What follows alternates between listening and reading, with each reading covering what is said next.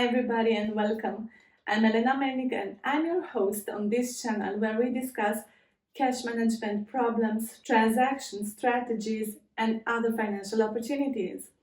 Our topic of discussion today is whether we will be poor or rich in July.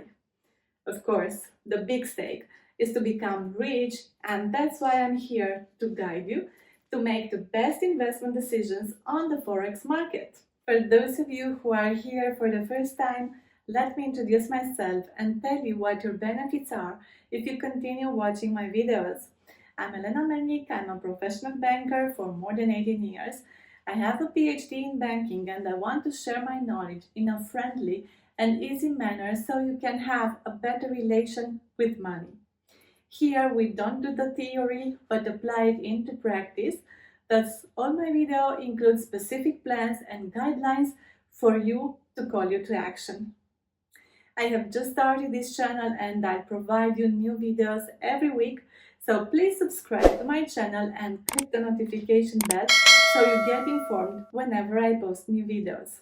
You don't need to have a previous experience in the field, but as you notice, all major economic indicators are connected, and if you're able to understand them, you can know whether the market is going up or is going down on a currency. We'll be talking about inflation, cash rate, unemployment rate, and how they influence the cash value. That's why it's important to understand the news of July, which is just starting, and how to prepare. I invite you to stay till the end to get the strategy too. I use the economic calendar from Forex Factory and I leave the link in the comments. In the July economic calendar, we have some major events to watch. On the 2nd of July, we have CPI flash, which is inflation for euro that came out 2.6 last month. On the 3rd of July, we have indicators of the business environment in America, finance services and ISN services, and we also have the FOMC meeting that is displayed every 2 weeks after the announcement of the cash rate. On the 5th of July, we have the NFP, and we also have the unemployment rate in America. 10th of July is very important because we have official cash rate and we have inflation on the NSD.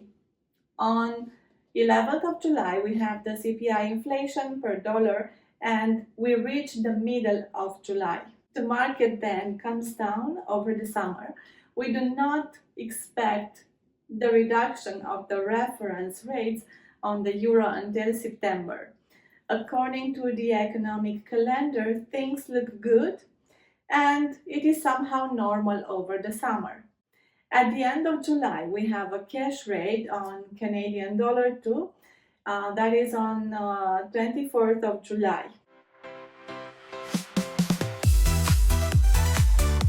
Now, let's say because despite a solid US flash PMI print on Friday, money market bets for the Fed wasn't much changed. Inflation is falling in the USA and there are 72% chances that in September the reference rate will be reduced by the Fed. In Japan, the USD and the JPY are close to their historical maximum. Inflation is slightly increasing, and it is possible that the reference rate will increase at the next event. They left it unchanged for the moment, but prices and inflation will cause them to increase the reference rate. Gold is trading at the highest since the June 7 drop. The chart looked to be teeing up a head and shoulders top, but the bulls have fought back, and the rise above $2,387 would help to invalidate it. The dawn in this week may have come after a World Gold Council survey showing that 29% of central banks planned add to gold holdings in the year ahead, the most since the survey began in 2018.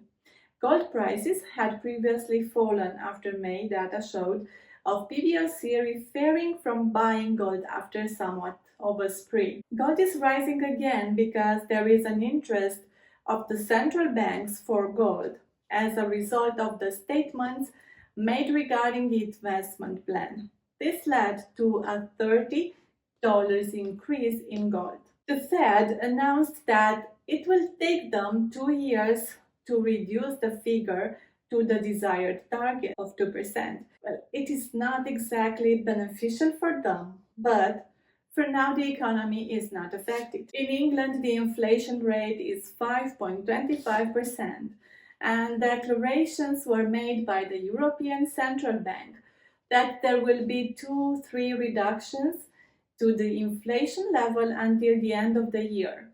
The problem that arises is not how much they will reduce the inflation level, but how many reductions will take place. There are several news, such as the European Central Bank will reduce the rate of the euro. In other words, he's sort of backing the idea of 1 or 2 more rate cuts for the year. President Thomas Jordan, who is the president of the Swiss bank, communicated that Forex interventions can be in both directions. If the Swiss franc suffers, there may be interventions by the Swiss bank because Switzerland is an exporting country.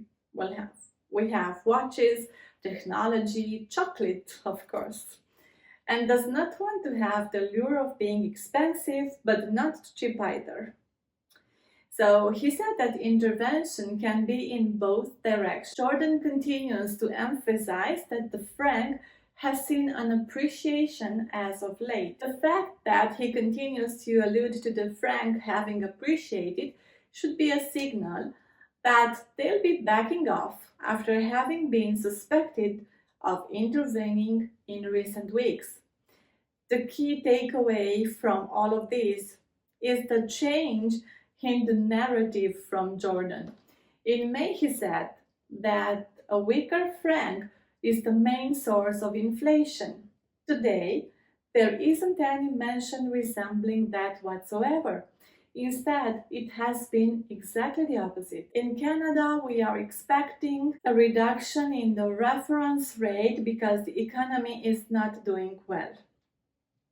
Now that you know all of this, let's see what is the correlation between the indicators.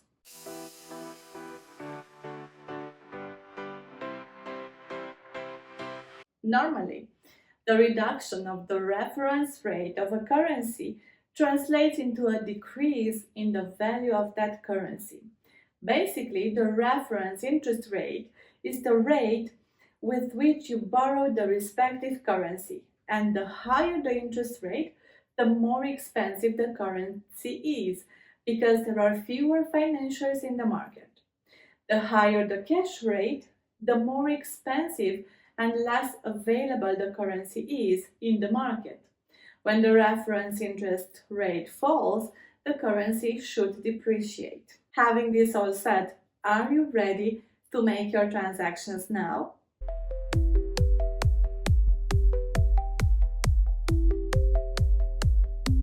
You know, information is the best superpower, and before starting to do your tradings, you really must know what the market is saying, and you really must make this fundamental analysis of the market. So, fundamental analysis of the market is the more important asset for the transaction.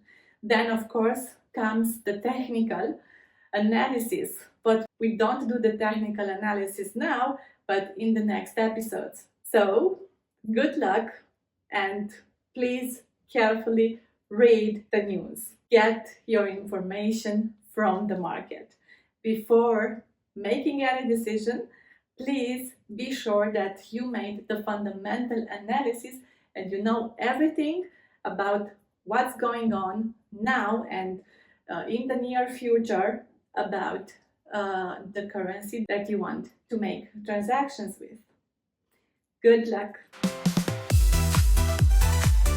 I'm Elena Melnik, a professional banker for over 18 years. Follow me and get inspired to become financially independent by watching my movies. See you!